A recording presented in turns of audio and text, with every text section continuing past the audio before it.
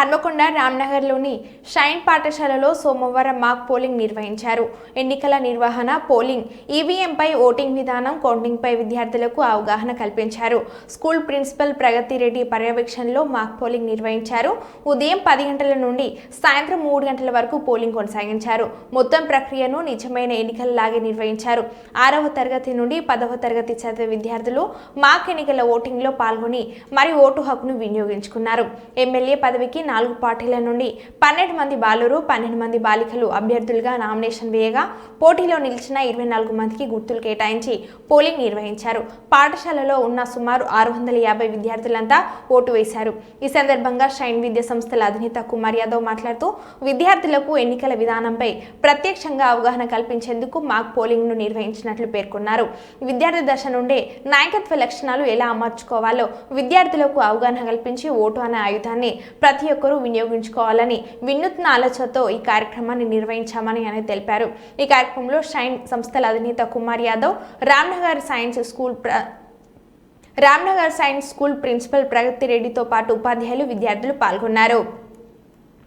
Ramnagar school యందు పిల్లలచే ఈ కార్యక్రమాన్ని జరపబడుతున్నది. ఇందులో డెమోక్రటిక్ పార్టీ, రిపబ్లికన్ పార్టీ, అంతేకాకుండా సోషలిస్టిక్ పార్టీకి సంబంధించిన లీడర్స్ ఇందులో పార్టిసిపేట్ అయ్యారు. స్కూల్ పిల్లలందరూ 6 to 10th వరకు నియర్లీ 750 to 800 మెంబర్స్ ఈ మాక్ ఎలక్షన్స్లో పాల్గొన్నారు. వాళ్ళ ఎలక్షన్ క్యాంపెయిన్ చూసినట్టయితే వాళ్ళు చక్కనైన చాలా దాని మీద వాళ్ళందరూ ఆ లీడర్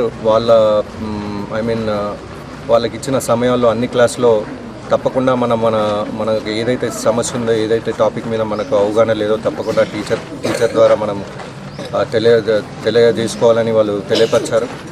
అండ్ మాక్ ఎలక్షన్స్లో ఎందుకనంటే మీరు చూసినట్టయితే భారతదేశంలో ఈ ఎలక్షన్స్ అనేది చాలా ఇంపార్టెంట్.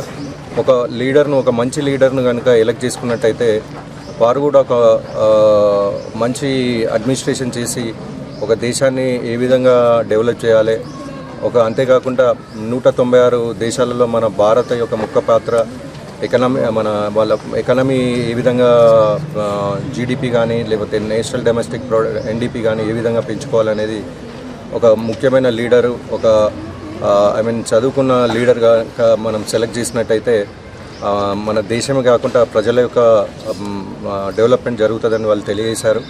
మీరు చూసినట్టయితే భారతదేశంలో ప్రతిసారి 45 నుంచి 50% వరకే ఎలక్షన్స్లో పాల్గొంటున్నారు. మిగతా 50%, 45 to 50% వాళ్ళు పాల్గొంటలేరు.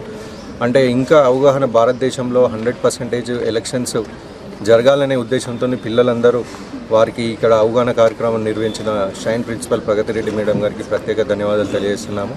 అండ్ అంతేకాకుండా వాళ్ళ టీంలో సూర్య మరియు మిగతా teachers Akbar and Kaja, Sandhya and physics sir, మన Srikanth sir, Shashidhar sir, Nagaraj sir, PT సార్లు అందరికీ ప్రత్యేక ధన్యవాదాలు తెలియజేస్తున్నాము. Thank you very much. Good morning, myself T. Hasini. I'm studying in 9th class from China School.